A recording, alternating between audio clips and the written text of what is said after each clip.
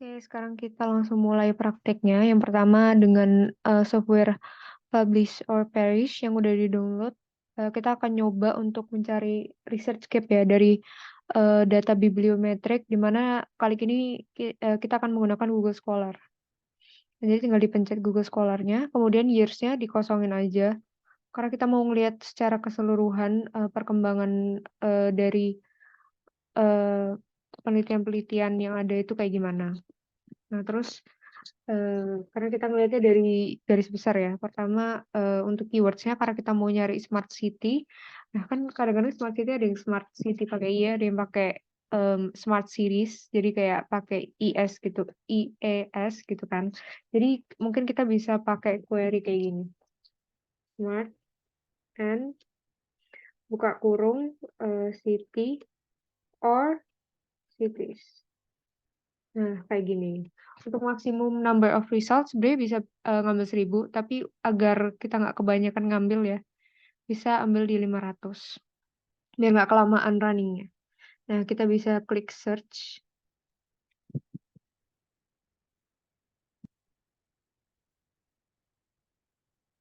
Nah, ini bisa ditunggu. Ini mulai keluar hasil dari apa yang kita search.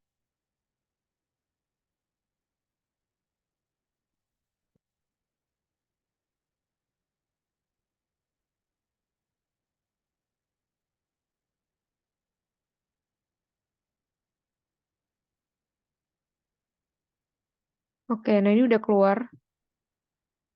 Nah, ini datanya dari Persitasi, kemudian citasi per tahunnya, ada autornya, judul penelitiannya. Nah, ini ada keterangan, itu dapatnya dari book atau dari datanya itu dapat dari HTML.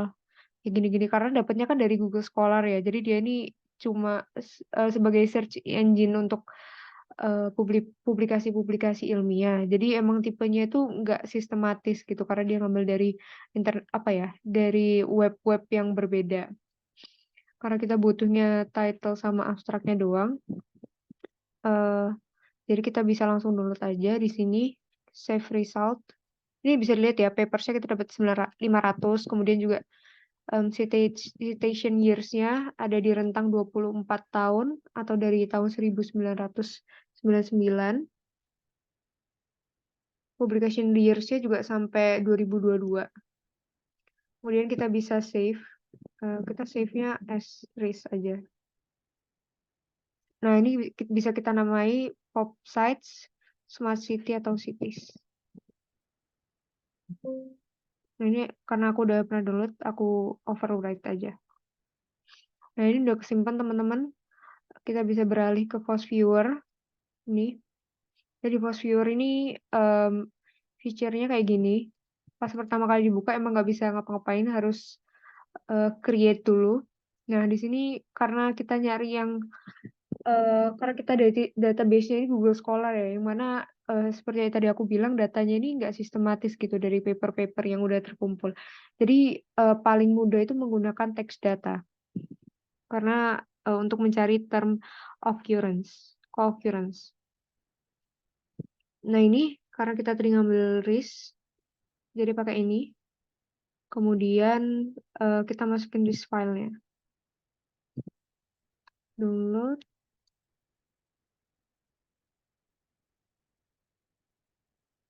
Nah kita pakai yang ini. Dari udah kita simpan. Nah, ini bisa milih dari mana aja, ngambil term dari mana aja, mau dari judul sama abstrak, bisa judul doang atau abstrak doang. Nah, tapi kali ini kita pakai title sama abstrak. Yang bawahnya ini dibiarin aja. Nah, kemudian ini lagi diekstrak. Nah, untuk pilihannya ini pilih yang full counting agar bisa kehitung ya jumlah publikasinya. Nah, kemudian di sini ini menentukan jumlah kata yang akan keluar. Misalkan minimum number of occurrence of a term. Nah, ini diartikan bahwa minimal suatu kata ini harus disebutkan minimal 10 kali baru bisa masuk ke visualisasi kita gitu. Nah, semakin gede maka semakin dikit kata-kata yang eee, kata-kata yang terseleksi lah ya untuk bisa masuk ke visualisasi ini. Nah, misalkan kayak gini, makin dikit kan, angkanya. Tapi kalau kita kebawain maka semakin banyak. Nah ini, mungkin bisa diambil 5 atau 4. Mungkin untuk latihan kita ambil 5 dulu ya. Jadi ada 162 kata yang ini, yang keluar. Nah, bisa kalau untuk ini, kita bisa ambil semuanya. Jadi dari 162 ini kan, ada kalau dari sistem Fosviewer ini ada, relevansinya gitu, ada persentase relevansinya. Tapi kalau di sini langsung kita anggap aja semua, terms ini pantas untuk dilakukan visualisasi. Next. Nah, kemudian nih keluar nih, term-term yang ada gitu. Dan sebenarnya nggak semua term itu penting untuk dimasukkan ya teman-teman, karena bisa aja term itu nggak akan bisa menjelaskan, apa ya, topik penelitian yang kita cari. Misalkan year, ini kan dia nggak, dengan melihat year ini kan kita nggak bisa ngelihat apa-apa gitu, misalkan dari word juga. Nah, terus work, way, itu kan kata-kata yang apa ya, kata-kata yang umum gitu atau bisa atau mungkin juga dia itu merupakan suatu kata kerja atau kata sifat yang nggak, menggambarkan ciri khas tertentu gitu.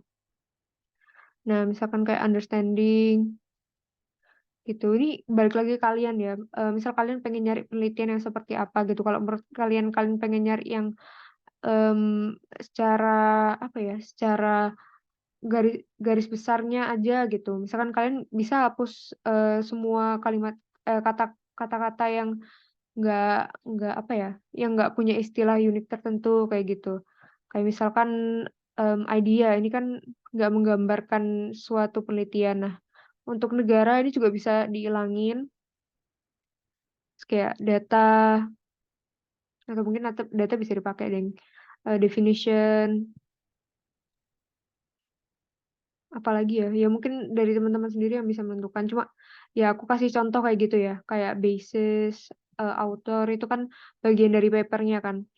Terus juga artikel, mmm, analysis mungkin, case, kayak gitu-gitu. Book juga itu kan, mungkin kurang menjelaskan ya. Jadi mungkin itu,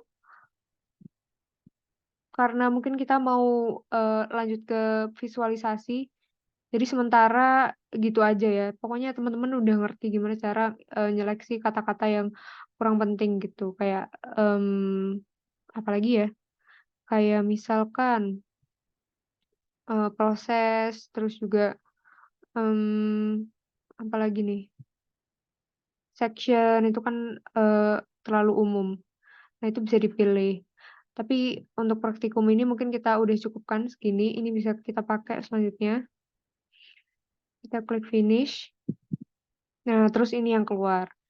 Jadi, ini yang keluar dari berapa ya, mungkin 500 ya, 500 paper yang kita ambil tadi, terbentuk term co-occurrence seperti ini. Ini ada yang di tengah ada smart city ya, tentunya eee, sebagai topik yang paling utama. Jadi dia emang jaringannya ke mana-mana dan dia yang penyebutannya paling tinggi. Kemudian ini ada, term-term lain seperti digital city, ada sustainable city, ada big data, karena emang smart city ini, berhubungan banget sama teknologi kan. Ada sustainable smart city, kemudian juga ada apa lagi nih, smart city governance. Ini bisa diklik 2 kali. Nah, kalau diklik 2 kali bisa kelihatan lebih jelas. Nah, kayak gini. Ada smart city initiative, kayak gitu. Nah, tinggal kita lihat nih, ini kan, udah terbentuk klaster-klaster ya, ada yang warna kita bisa lihat di sini, ini klasternya ada 10. Ada klaster klaster 1, ada yang warna merah ini, atau kita pencet aja ini. Ini nanti di bagian bawahnya ini akan kelihatan, mmm, bentar bentar, ini bisa annotate nggak ya? Bagian bawah sini ini bakal kelihatan klasternya, gitu. Terus link-nya apa, keterhubungannya itu berapa gitu, kayak gitu. Terus, kita lanjut. Nah, di sini kalau nyari, apa ya, nyari research gap penelitian, bisa kita cari mana aja sih titik yang paling kecil gitu. Misalkan Smart mobility, oh jaringannya masih kecil nih, berarti kemungkinan pembahasannya itu masih dikit gitu. Kemudian ini smart environment, keterhubungannya masih dikit juga ke bagian-bagian yang lain. Mungkin smart environment ini masih belum ada kaitannya dengan big data, maka bisa nggak sih kita cari penelitian yang bisa menghubungkan smart environment sama big data, kayak gitu. Kalau smart governance, ini juga sedikit juga ya, tulisannya kecil juga, jadi bisa dianggap sebagai research gap dalam penelitian sehingga bisa menjadi apa ya, novelty atau keterbaruan yang kita angkat gitu dalam penelitian kita. Kayak gitu, teman-teman. Nih, smart city architecture ini juga mungkin bisa. Terus smart city infrastructure ini juga bisa. AI. AI ini lumayan banyak gitu, walaupun tulisannya kecil juga. Nah, ini bisa kita ganti-ganti ya size labelnya. Nah, ini semakin kelihatan smart city semakin gede, terus yang nggak seberapa banyak disebutin tuh semakin kecil. Tapi kalau ini semakin sama gitu, besar tulisannya. Kemudian apalagi ya? Ini. Nah, ini untuk memperjelas tulisannya sama buletannya itu. Kemudian kita pindah ke overlay visualization, di mana di sini dibagi berdasarkan warna nih. Jadi ada yang warna hijau, yang warna biru ini, yang tahun 2015 ini menunjukkan bahwa dia itu penelitiannya lebih lama, atau mungkin lebih lama daripada 2015 ya. Jadi mungkin di tahun-tahun sebelumnya, kayak digital city, example, research, itu kata-kata yang lebih banyak disebutkan di tahun-tahun sebelumnya gitu. Dan emang digital city itu kalau setahu aku ya digital city itu emang term sebelum smart city ini mulai ramai gitu. Jadi sebelum ada smart city emang lebih banyak digunakan term digital city itu kalau setahu aku ya. Jadi gitu. Nah, mulai 2016 misalkan biru kehijauan ini kayak yang ada mungkin big data, kemudian juga 2017 itu mulai warna hijau, 2018 hijau kekuningan, 2019 ini yang baru-baru gitu. Ini berarti menunjukkan bahwa yang penelitian penelitian terbaru ini mengarahnya membahas topik apa sih kayak gitu. Kemudian kita ganti lagi. Ini juga masih bisa di apa ya? Nah, bisa di utak-atik. Kemudian ini density overlayation. Density visualization, maaf. Ya, jadi ini bisa kelihatan dari sininya mana aja eh, apa ya? Term-term yang paling penting gitu atau yang paling banyak disebutkan.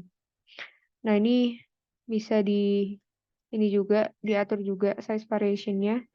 Kemudian berikut kalau misalkan mau pakai cluster apa ya, dibagikan berdasarkan klasternya. Misalkan Smart City di cluster satu, dia warnanya merah kayak gitu. Nah, kayak gitu teman-teman. Itu mungkin untuk visualisasinya. Jadi kalau untuk mencari search gap, mungkin teman-temannya udah paham ya gimana caranya itu mencari titik-titik yang masih kecil atau mungkin juga lebih jauh daripada topik utama dan jaringannya itu masih lebih dikit, gitu.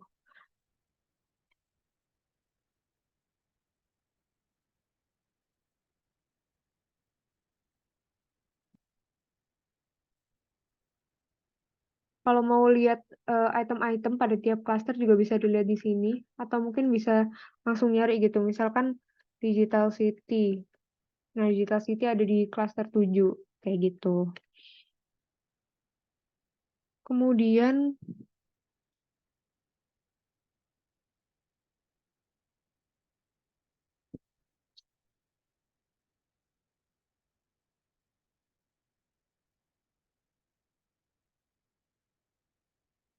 uh,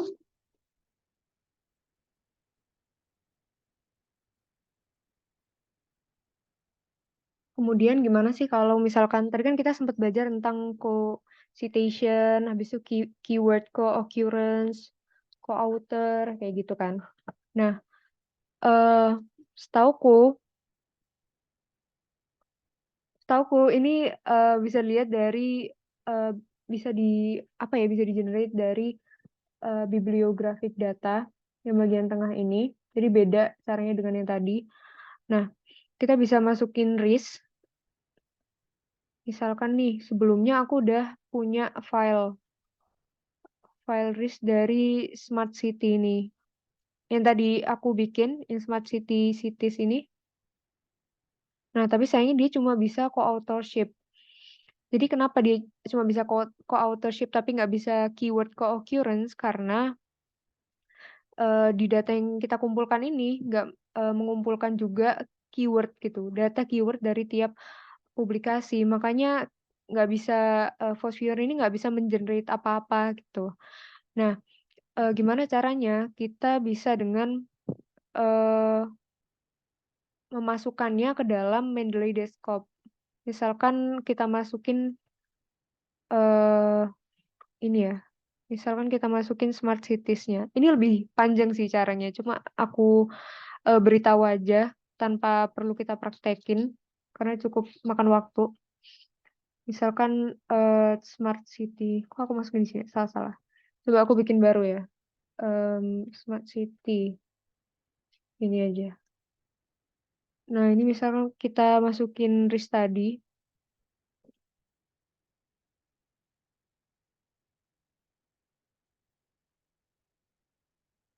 Nah, ini tuh outer keywords-nya harus kita masukin. Kemudian nanti kalau udah kita masukin satu-satu ya, nanti bakal kita download semuanya. Misalkan kayak gini. Kemudian kita kita export maksudnya. Kita export as RIS. Kayak gitu. Kayak gitu. Nah, baru bisa dimasukin ke sini. Baru bisa dimasukin ke sini. Nah, tapi kan karena tadi ya, karena aku belum ngelakuin masukin keyword-keywordnya, maka di sini aku bakal pakai fileku yang lain yang aku gunain buat tugas S2. Jadi ini aku meneliti tentang smart mobility sama infrastructure. Di sini bisa pencet co-occurrence karena udah beberapa ada publikasi. Sebenarnya nggak semua, tapi ada beberapa publikasi yang udah muncul keywordnya. Nah, itu pakai full counting, terus unit of analysis-nya itu ada keyword. Nah, kemudian ini seperti tadi ya, kita mau ngatur berapa keyword yang bakal muncul. Nah, ini tentunya lebih sedikit karena kita baru fokusnya pada keyword ya, bukan yang kayak tadi kita ngambil term, tapi termnya juga nggak spesifik ke isu-isu apa aja. Jadi cuma asal ngambil dari title sama abstrak, tapi kalau ini justru ngambilnya dari keyword doang gitu. Nah, mungkin kita bisa ngambil yang dua kali ya, minimal dua kali kesebut. Nah, langsung aja. Nah, ini dia keyword-keywordnya. Jadi bisa kelihatan kan perbedaan dengan yang tadi. Kita finish saja. Nah, seperti ini teman-teman. Jadi kayak gini caranya. Bisa kita lihat ini klasternya terbentuknya sangat jelas ya. Kayak gini. Dan sebenarnya penyajiannya sama sih. Kalian bisa lihat overlay, kalian bisa lihat density-nya, mau item density maupun cluster density, seperti itu. Nah, kalau kayak gini bisa dilihat keterhubungan antar eh, tiap-tiap keyword, seperti itu. Gitu deh. Kalau mau co-authorship juga bisa. Co-authorship itu kita pencet ini aja gitu. Terus yang lainnya dibiarin. Minimal dua kali lah ya.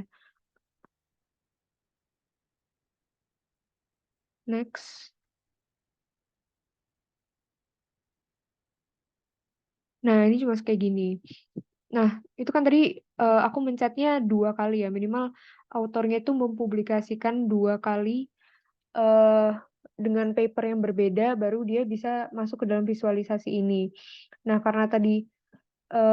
yang karena tadi filenya juga nggak banyak ya, yang dari database yang aku cari itu.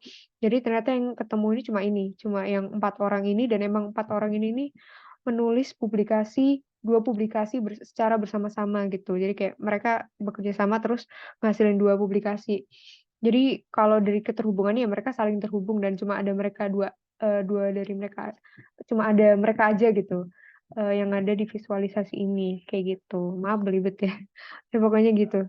Jadi ternyata penulis-penulis lain cuma pernah nulis satu kali pada topik smart mobility and infrastructure ini, kayak gitu teman-teman. Nah, kayak gini, bisa juga dilihat versi kayak gininya, gitu.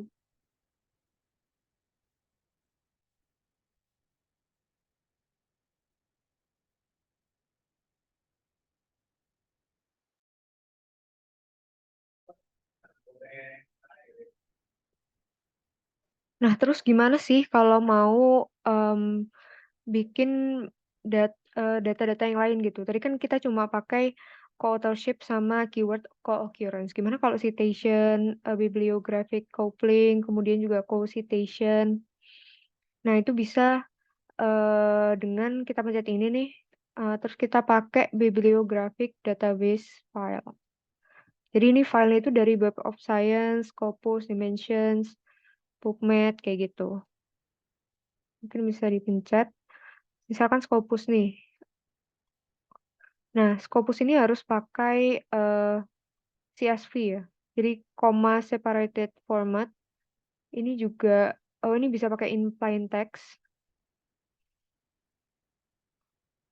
Coba kita masukin CSV. Nah, ini aku dapetin tadi dari Publish or Perish juga pakai Scopus. Tapi sama aja sebenarnya sama Google Scholar tadi. Jadi dia nggak nyantumin eh, apa ya keyword-keyword dari tiap publikasi. Nah, nanti kalau kita lihat, ini sebenarnya nggak bisa ngevisualisasiin, tapi kalau kita lihat ini bisa co-authorship, co-occurrence, citation, bibliographic coupling, co-citation, kayak gitu. Jadi itu hasil yang bisa didapatkan kalau kita punya file database berupa CSV. Nah, sedangkan kalau RIS, kita cuma bisa ngelihat sampai co-authorship sama co-occurrence aja, gitu.